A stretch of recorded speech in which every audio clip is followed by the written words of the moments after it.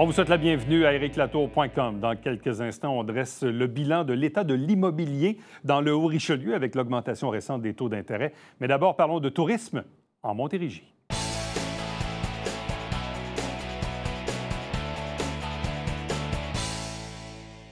Parlons de tourisme, parlons de Montérégie, mais parlons aussi du potentiel récréo-touristique de la Rive-Sud. Pourquoi? Et on en discute et je vous présente mon invité à l'instant, qui est le directeur général de Tourisme Montérégie, Mario Leblanc. Bonjour et bienvenue. Bonjour, M. Latour. Merci beaucoup. Quand j'ai vu passer le communiqué dans les derniers jours, moi, ça m'a interpellé parce que, non pas que je n'aime pas la Montérégie, mais je trouve que la Montérégie, il faut la segmenter pour l'apprécier parce que c'est un vaste territoire qui renferme plusieurs capsules. Quand j'ai vu Tourisme Montérégie entame une première réflexion stratégique pour le territoire de la Rive-Sud, qu'est-ce que ça veut dire? Mais en fait, on s'est rendu compte, on s'entend pour ce qu'on a délimité comme territoire de la Rive-Sud, c'est la Rive-Sud du Saint-Laurent, ce qui touche les berges, donc grosso modo, l'agglo de Longueuil. Puis, moi, quand je suis arrivé en poste il y a 2 ans, je me suis dit, qu'est-ce qu'on a comme stratégie pour ce territoire-là? Parce que, par exemple, ici, le Haut-Richelieu a son organisation de développement touristique qui est très actif, qui collabore beaucoup avec nous autres. Mais on n'a pas la même chose au niveau de l'agglomération de Longueuil ou que la Rive-Sud. Parlons de la Rive-Sud. Puis, donc, moi, avant de pouvoir entreprendre des discussions, je voulais qu'on ait notre propre vision de ce qu'on voulait de ce territoire-là, comment il pouvait contribuer un peu plus à la dynamique touristique. Il y a la REM qui arrive à Brossard dans la prochaine année.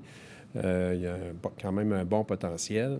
Et on a tout intérêt que chacune des parties de la Montérégie soit dynamique et ait sa propre vision touristique. Parce que les pôles, ils sont différents, mais ils sont complémentaires. Oui. Autrement dit, je donne un exemple. Parce que la Montérégie, c'est grand. Je veux dire, Vaudreuil, Rigaud, Valleyfield, oui, il y a des ressemblances avec Sorel, Saint-Jean ou Saint-Hyacinthe, mais il y a quand même des particularités. Et c'est la même chose, exemple, pour la partie plus urbanisée, qui est la partie très Rive-Sud dont on parle, qui est quand même, je ne dis pas qu'il n'y a rien à voir, mais qui sont très différentes de d'autres parties du territoire de la Montérégie. Bien, en fait, c'est effectivement, ce qui nous unit beaucoup en Montérégie, c'est l'agrotourisme, le nautisme, le cyclisme. Ça, je pense que ça unit l'ensemble, la Montérégie. Mais il y a des choses aussi en tourisme qu'on pourrait mieux mettre en valeur pour l'ensemble du territoire. Et c'est là aussi que, par exemple, la Rive-Sud aurait un intérêt, c'est que si je prends comme exemple toute la partie événementielle. On devrait pouvoir offrir... Il y a beaucoup d'événements à Montérégie. Il y a beaucoup d'événements aussi dans ce secteur-là. Mais comment qu'on peut mieux la mettre en valeur, cette trame événementielle-là, sur le territoire, qui va faire en sorte qu'on va générer aussi des nuitées. Nous, on s'en va de plus en plus vers comment qu'on génère des séjours plutôt que de l'excursionnisme. On est déjà très reconnu, puis on le voit par nos attraits à l'automne, au printemps, on est déjà très plein. Mais comment on se sert de ces attraits-là pour générer des nuitées? Donc, on pourrait aussi le faire, par exemple, dans l'événement, créer des festivals, animer des centres-villes. Par exemple, ici, il y a un vieux Saint-Jean, il y a un vieux Longueuil aussi qu'on pourrait mieux animer.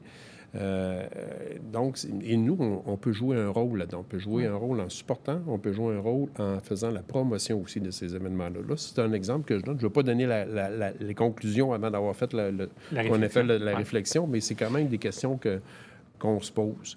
Puis, il y a un autre élément aussi, c'est que le bassin d'hébergement, il est sur la Rive-Sud. 60 des chambres sont là, mais qui génèrent probablement tout près de 70 des revenus d'hébergement. Et à contrario, quand j'arrive, on est à Saint-Jean, à Vaudreuil, par exemple, on manque d'hébergement. Il y a de la place pour de l'hébergement supplémentaire dans d'autres parties du territoire comme ici. En même temps aussi, la période COVID, je ne dis pas qu'elle nous a amené une mauvaise lecture, mais évidemment, ça a impacté énormément les hôtels, donc l'hébergement.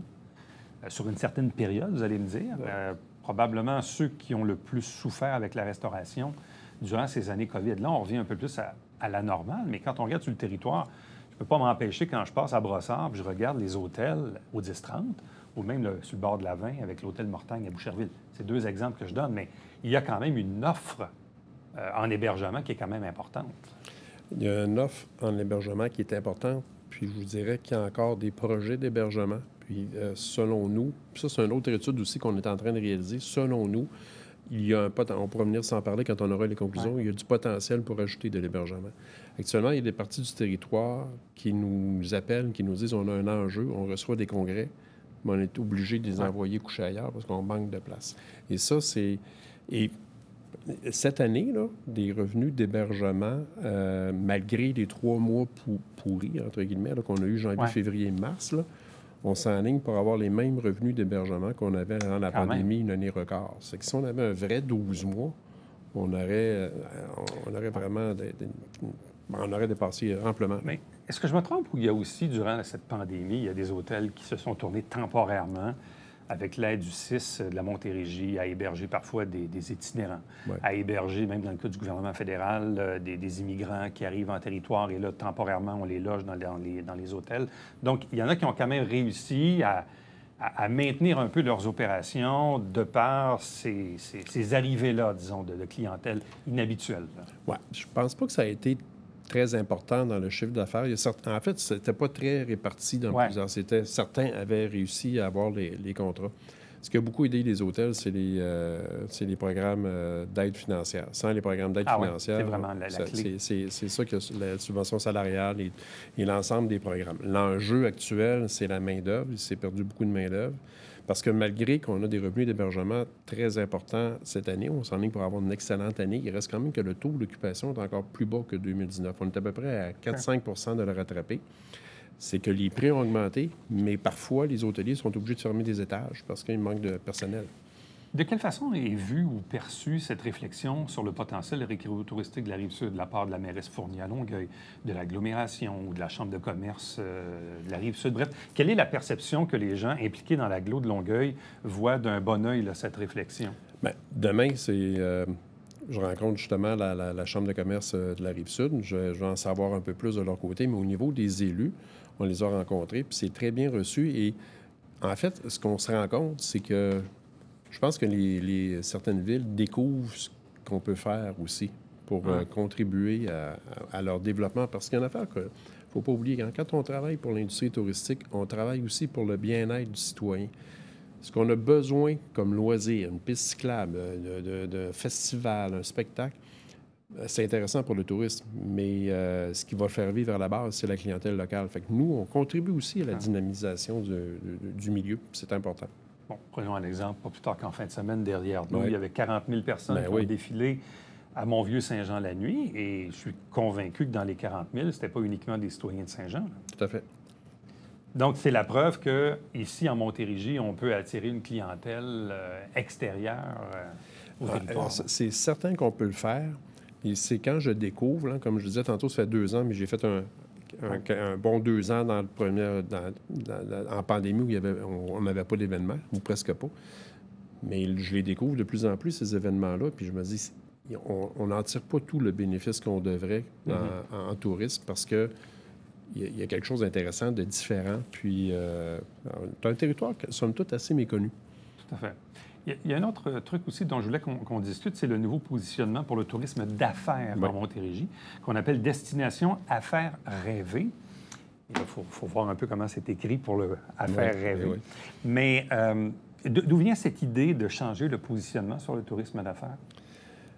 En fait, c'est complètement une approche différente. C'est maintenant, entre guillemets, on se met en position de vendeur. On ne vend pas, là, mais c'est nos hôteliers qui vendent. Mais nous, on prend le client qui est intéressé à organiser l'événement et on va l'accompagner jusqu'au bout, puis on va l'amener à l'hôtelier. Puis l'hôtelier, bien, il a sa job de fermer la vente. Mais quand on l'amène, c'est vraiment que le client est prêt à... C'est du fignolage, là, après ça, qui reste pour l'hôtelier. Puis pourquoi qu'on fait ça? C'est parce qu'on le disait tantôt, on veut avoir une approche plus agressive, un marketing plus agressif parce que nos hôteliers ont beaucoup écopé durant la pandémie. On pense qu'au sortir de cette pandémie-là, on est en excellente position dans Montérégie pour aller chercher la clientèle. Les gens ont le goût de se rassembler, que ce soit pour des mariages, que ce soit pour des réunions d'affaires, des congrès. Il y a un gros marché à aller chercher. D'autant plus que dans les 5 ou 6 dernières années, c'est investi à peu près 30 millions de dollars dans la rénovation de nos hôtels, nos principaux hôtels qui reçoivent des clients d'affaires. C'est qu'on est vraiment dans une bonne période pour promouvoir ça, prendre ce positionnement-là pour aller chercher notre part. Quand on parlait de la Rive-Sud tantôt, on disait, oui, il y a la notion d'hébergement, puis qu'il y a d'autres places peut-être sur le territoire qui en ont un peu moins. Puis là, je reviens à l'exemple qui est peut-être plus local ici, à la région du Richelieu. Bon, on a la Corpo, on a le Collège militaire, mais encore là, leur premier client, c'est la Défense nationale, ce qui amène parfois des contraintes quand on veut occuper les lieux pour autre chose. Il y a l'hôtel qui a repris ses opérations, mais encore là, il y a une limitation de l'espace. Bref, on se rend compte parfois qu'il y a soit des manques de locaux, des manques d'hébergement, ou certains qui vont prôner évidemment la venue d'un centre de congrès. Et quand on se tourne justement vers le tourisme d'affaires en Montérégie, est-ce qu'on a suffisamment d'installations pour promouvoir cette offre du tourisme d'affaires? On est fort dans, je dirais, les plus petits congrès ou associations, les plus petits groupes, je dirais en bas de 250-300. Ce qui nous manque, c'est plus de grandes salles pour accueillir des plus grands groupes. En fait, je me reprends. C'est pas tant la grandeur des salles qui nous manque que de pouvoir loger. C'est la grosseur des hôtels qui nous manque. Okay. C'est ce qui nous manquerait encore un hôtel de plus grande envergure. Si je prends le cas de Saint-Jean, sans être, je ne me prétends pas expert dans le domaine, mais on analyse ça vraiment. Il y a de la place encore, selon nous, là, pour de l'hébergement dans le Vieux-Saint-Jean ici, quelque chose de typique, de différent. Peut-être pas dans le tourisme d'affaires pour celui, quand on parle du Vieux-Saint-Jean, mais par contre, on aurait un lieu... ce qui est important aussi dans le tourisme d'affaires, c'est de se renouveler, d'avoir quelque chose de récent, de nouveau. Et ça aussi, je pense qu'il y aurait de la place à Saint-Jean.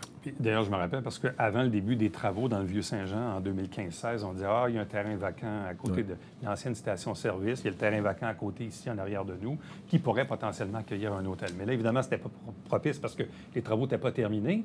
Mais là, on est pas mal dans le dernier tournant des travaux. Dans 2-3 ans, ça va être terminé. Donc, peut-être que là, il pourrait y avoir une offre additionnelle et d'avoir un hôtel dans le centre-ville de Saint-Jean. Écoute, je regarde le centre-ville de Saint-Jean ici, là, puis il y a quelque chose... Le potentiel est là. Il y a un potentiel est là, puis on voit toute la volonté municipale de le rendre ça plus beau, plus attrayant, l'événement qu'il y a eu en fin de semaine. Je pense que c'est tous des choses, des indices qui nous font croire qu'il y a de la place. Il nous reste 30 secondes. Donc, nomination au conseil d'administration de l'Alliance de l'industrie touristique du Québec. Donc, simplement dire donc aux gens que le DG de la Montérégie nous représente à la grandeur du Québec. Mais ça a quand même un point important dans l'influence des décisions. Bien, c'est sûr que l'Alliance d'industrie touristique, c'est l'association qui regroupe 10 000 entreprises et tous les partenaires de l'industrie. Donc oui, c'est une organisation influente et à travers tout ça, bien, nous, on essaie d'influencer aussi puis d'apporter notre grain de sel. Mario Leblanc, merci beaucoup. Merci beaucoup, M. Latour. Reste avec nous, on vous revient après ceci.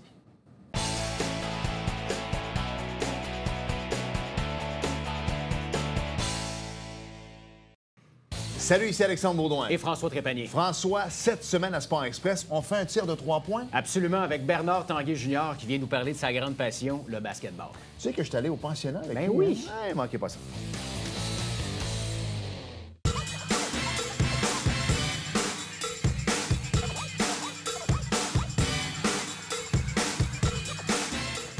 Dimanche, 9h30, Télé Bingo, on vous attend.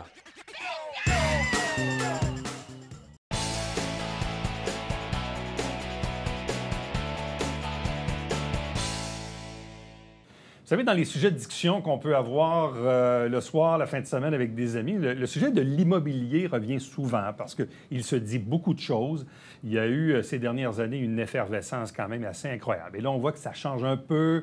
On entend parler que les taux d'intérêt ont monté et qu'ils vont peut-être continuer de monter. On entend que l'immobilier s'essouffle. En même temps, moi, j'ai eu des amis récemment qui ont vendu et les transactions se sont quand même terminées encore en surenchère. Est-ce le cas? Quel est le portrait de la situation? Et on a pris, ça va faire des jaloux, puis je trouve personnellement que c'est un des meilleurs vulgarisateurs en immobilier. C'est Alexandre Desrochers de Royal Lepage Excellence. Salutations. Salut, merci. Ça va? Oui, toi? Comment se porte l'immobilier dans la grande région de Saint-Jean-sur-Richelieu? On est en octobre 2022. Ça se porte encore très bien.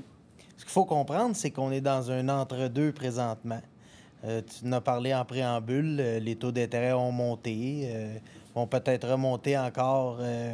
Mais il faut se dire une chose, on était dans une période qui était anormale, puis je verrais la période qui s'en vient comme un retour aux sources, un retour à la normale. Mais un retour qui ne se fera pas en 2 semaines. Ça va prendre un certain temps avant de retrouver la zone d'équilibre. Exactement. Dernier coup que j'étais assis ici, on s'est parlé. Et puis, il y avait 125, 130 maisons à vendre à Saint-Jean. À l'heure actuelle, aujourd'hui, il y en a 239. Ça a monté un peu. Il y a une centaine de maisons de plus, disons, à vendre. Mais tu sais, quand on s'était vu, tu nous disais que le seuil d'équilibre, c'est quoi? C'est 700 à peu près? Non, je dirais plus 500-600, là. OK. 500-600 serait, disons, acceptable vis-à-vis de l'offre et la demande. Exact. Donc, on est encore en deçà de 500. On est encore en deçà de 500, effectivement. À quel moment avez-vous vu l'aiguille bouger? Autrement dit, tu dis, ben, tu sais, il y a un an, il y en avait 125, là, il y en a 239. À partir de quel moment dans les derniers mois as-tu senti, toi, que là, ça commençait à bouger un peu, là, que l'effervescence commençait à se calmer? Là? Après la dernière hausse qu'on a eue. C'est vraiment un lien direct avec les taux d'intérêt? Oui, oui. C'est bien repris par les médias aussi, hein. Fait qu'il faut toujours comprendre qu'à chaque fois qu'on annonce une hausse de taux, il y a une période dans ce temps-là que les gens vont continuer à se poser des questions, ça va ralentir un peu, mais ça redevient quand même bon quelques semaines après. Bon, une question que j'ai probablement déjà posée, je la repose, mais qu'est-ce qui explique que ces dernières années, qu'on est passé d'une moyenne de 500 maisons à vendre à 125? Qu'est-ce qui s'est passé pour qu'il y ait une si grosse demande pour acheter puis si peu d'offres à vendre? Bien, premièrement, des taux d'intérêt qu'on reverra peut-être jamais de notre vivant. Là, on pouvait avoir du 1, 1,5. Maintenant, on est rendu, on est beaucoup plus près du 5,6. Ça fait une différence. Il y a eu le COVID. Le COVID, le premier confinement nous avait amené un très gros déficit de propriété. On était en mars. Il y a eu 3 semaines qu'il n'y a pas eu d'inscription. Ça l'avait fait baisser. Puis il y a beaucoup de gens qui étaient venus aussi de Montréal. On s'en était parlé. Fait que ça avait baissé beaucoup l'inventaire. Ce qu'on voit là aujourd'hui, bien, on voit plus une correction, mais les gens changent de pouvoir d'achat, tout simplement. Donc, le couple qui, avant les hausses, pouvait avoir un pouvoir d'achat de 700 000, bien, peut-être qu'aujourd'hui, il est à 550 000. Fait que c'est un déplacement de clientèle qu'on voit présentement, beaucoup plus qu'une récession à l'heure actuelle. Bon, en même temps, il y a deux termes qui sont souvent utilisés, celui de bulle immobilière, qui dit bulle, à un moment donné, il y a quelqu'un qui a brise, puis bon, ça redescend. Mais tu m'as souvent dit aussi que les valeurs acquises étaient probablement là pour rester. C'est-à-dire que le marché va peut-être être un peu moins effervescent, oui, mais que les valeurs qui ont été acquises dans les dernières années ne devraient pas diminuer. On le verra. Tout va dépendre de l'inventaire puis de comment est-ce qu'il continue à monter les taux. C'est toujours à retardement. On parle de 6 mois, 1 an avant de voir vraiment quel a été l'impact de cette hausse de taux-là. Parce que ça arrive au renouvellement. Au renouvellement, on fait un reset. On remet les gens soit à 25 ans ou à 30 ans d'amortissement au nouveau taux. Fait que c'est ça qui peut engendrer plusieurs propriétés qui vont revenir sur le marché. Les gens vont peut-être aller vers plus petit. Mais force est d'admettre que présentement, dans la partie 500 000 et moins, c'est un marché qui a une certaine vigueur encore. Encore? Oui. En ce moment, quand tu regardes soit les propriétés que tu as ou ceux de tes collègues, c'est quelqu'un qui met en vente sa maison aujourd'hui, là, dans une semaine ou deux, il y a combien de visites, il y a combien d'offres, est-ce qu'il y a encore de la surenchère? Ça ressemble à quoi en général, quand tu dis une maison en bas de 500 000? En bas de 500 000, on va encore parler d'un 30-45 jours et moins. OK. Mais il faut dire qu'on partait d'un délai de vente de 0 jours. Là, on est à 30-45 jours. Sur le produit 500 000 et plus, là, on va tomber peut-être à 60 jours, 75 jours de délai de vente. OK. Revenons à un autre exemple. Si on dit 500 000 et moins, je vais probablement vendre ma maison au maximum entre 30 et 45 jours. Je risque d'avoir combien de visites et combien d'offres? Bien, si on va faire une comparaison, disons, avec dans le temps de la pandémie. Ouais. Dans le temps de la pandémie, le courtier mettait sa pancarte, plantait sa tente, il passait la semaine là parce qu'il y avait des visites du jour au soir, puis ça l'arrêtait pas. Maintenant, ce qu'on remarque, c'est que dans ces produits-là, en bas de 500 000, il va toujours avoir de la visite. On peut parler peut-être d'une 10-12 visites. Et puis, au niveau des offres, par contre, ben, on va dire 3 à 5 offres. Si on prend un produit mis au bon prix, bien présenté, fait qu'on voit que l'effervescence qu'on avait est disparue. Là. Mais ultimement, si j'ai quand même au final 3-4 offres, est-ce que je risque encore aujourd'hui de vendre légèrement plus élevé que le prix que je demande? Oui, ça a été bien présenté au bon prix. Oui. OK. Oui. C'est juste que c'est peut-être un peu moins rapide que v'là un an. Exact. OK. Exact. Dans le marché de la maison de 500 000 et plus, là, tu dis, bien, il faut compter probablement une soixantaine de jours, donc 2 mois, c'est quand même court. Je veux dire, il y a déjà eu des périodes, ça prenait 6 mois et un an à vendre une maison. Bien, il y a des... Quand j'ai commencé ma carrière, vendre en 60 jours, on l'annonçait. Ouais. Mais donc, si on dit une soixantaine de jours pour une propriété de 500 000 et plus, mais est-ce qu'encore là, il y a un marché, il y a des acheteurs, et ultimement, la maison peut se vendre légèrement plus élevé que le prix demandé aussi? On va dire au prix. Au prix. Ou légèrement sous le prix. On commence à avoir certaines négociations. Okay. Tu sais, quand la personne arrive et n'est pas en offre multiple, elle est seule, bien, veut pas, elle a plus de cordes à son arc pour pouvoir négocier. Qu'on parle de la négociation de base ou de servir de l'inspection, c'est revenu un petit peu plus d'actualité. Mais pas comme on a déjà connu. Mais des ventes qui sont conditionnelles à l'inspection, ça tend à revenir? Oui, c'est revenu. C'est revenu? Oui. OK. Quand on regarde, ça, c'est un phénomène qu'on a déjà vécu à certains moments, entre autres quand il y a des récessions, le phénomène des reprises de finances. En ce moment, est-ce qu'il y a un peu ou moyennement des reprises de finances où ça n'existe pas vraiment? C'est pas un concept qui est revenu encore. Pas encore? Non. Mais comme je vous dis, c'est toujours à retardement.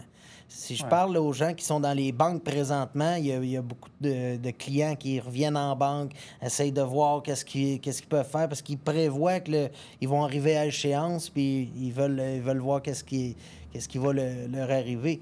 Ouais. Mais au niveau de la reprise de finances, avant un an, on ne pourra pas dire qu'il va en avoir le plus qu'il y en a eu dans les dernières années.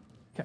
Bon, on disait, ça c'est dans l'actualité financière, on s'attend à probablement une hausse des taux cet automne et peut-être même ultimement une autre qui pourrait venir au printemps. Puis on verra aussi ce que les Américains vont faire et ce que le Canada va faire, mais visiblement, ce contexte-là vient un peu refroidir, disons, les acheteurs. C'est sûr. Ça a un impact direct sur ce qu'on peut acheter. Fait que Mais de là, j'ai toujours dit à mes clients, c'est quand le temps d'acheter une maison? C'est toujours là. Ouais. C'est toujours présentement. On ne peut pas prédire nécessairement l'avenir ou quoi que ce soit, mais on sait que, les taux présentement ont monté. On s'attend à revenir à un certain équilibre au niveau des taux. Ça devrait se stabiliser. Ouais. Est-ce que c'est dans la prochaine année ou un petit peu plus? C'est ce qu'on a sur... comme information. Mais en même temps, on n'est quand même pas à l'époque des années 80 avec des taux de 22 Du tout. On n'est pas là du tout. Là. Oui, ils sont plus élevés que ce que ça a déjà été, mais c'était pratiquement presque anémique. L'argent était quasiment rendu gratuit. Là, on redevient à une certaine normalité. Mais je reviens à ça parce qu'au début, tu dis actuellement 239 maisons à vendre, point d'équilibre environ 500. Mais avant de réatteindre 500, ça peut prendre quoi? 6 mois, 1 an, 2 ans? Ça peut aller très vite. Ça peut aller vite, oui. Le gros indicateur, ça va être au niveau du printemps, comment ça va s'écouler. Si au printemps, il y a une autre hausse de taux qui s'annonce, puis que les ventes ralentissent, là, forcément, il va commencer à avoir plus de propriétés sur le marché. Là. Des gens qui vont vouloir se défaire de leur maison et vendre à ce moment-là. Est-ce que la région de Saint-Jean est comparable à ce que vous voyez à Chambly ou sur la rive-sud de Montréal? Est-ce que la Montérégie est assez homogène dans les fluctuations du marché en ce moment? Plus qu'on se rapproche de Montréal, là, la couronne immédiate de Montréal, ça reste fort quand même. Ça reste fort. Mais, tu sais, en même temps, quelqu'un qui se sent un peu égorgé, qui vend sa maison, il va avoir des sous dans le compte de banque, si évidemment il y a une hypothèque un petit peu en bas. Mais s'il s'en va à loyer, on s'entend que les loyers, il n'y en a pas tant que ça. Et les loyers sont extrêmement chers. Donc, les gens se ramassent avec des paiements, des loyers à 1 500 $ par mois, à la limite même plus élevés peut-être que l'hypothèque qu'ils paient en ce moment. Présentement, peut-être, oui. Mais ce qu'il faut savoir aussi, c'est qu'en contexte de hausse de taux ou de récession annoncée, la location monte toujours aussi. Fait qu'à défaut d'être propriétaire, les gens sont locataires, c'est un ou l'autre. Hein? Fait que le marché de la location va continuer de performer, sans aucun doute. Brièvement, le marché des condos. Les condos, ça reste pratiquement tout le temps du produit à peu près en dessous des 500 000. Ça performe très bien. Puis même, j'ai une catégorie spéciale, là, les beaux condos, là, même en haut de 5, 6, 700. C'est pas rare qu'on voit encore de la surenchère dessus parce qu'il y en a très peu. OK. Puis dans les immeubles à revenus? Les immeubles à revenus, bien là, c'est une clientèle différente qui apparaît. Parce que le ratio de la couverture de la dette qu'on appelle, là, la mise de fonds qu'il faut mettre pour pouvoir aller par-dessus les taux qu'on a maintenant est plus grande. Fait qu'on voit que ceux qui vont faire plus les gens qui vont acheter de l'immeuble à revenus présentement vont faire soit du financement qui est un peu plus créatif, vont demander une balance de vente aux vendeurs, ils vont s'allier avec d'autres partenaires, mais ça reste un produit qui est extrêmement prisé encore. Alexandre Desrochers, merci beaucoup. Toujours très intéressant de suivre le marché de l'immobilier. Là, souvent, les gens se disent, qu'est-ce que je fais? Je vends, j'achète, je m'en vais en condo, je ne vais pas, je m'en vais en logement, qu'est-ce que je fais? L'habitation, il faut trouver bien habitant quelque part. Hein? Donc, Mais pour reprendre là-dessus, les gens qui ont comme but justement de casser maison, qu'on dit, là, de s'en aller soit en location ou en résidence, c'est le temps d'agir maintenant avant que le marché change. Bien, merci beaucoup. Merci. Enfin, restez avec nous. On vous revient après ceci.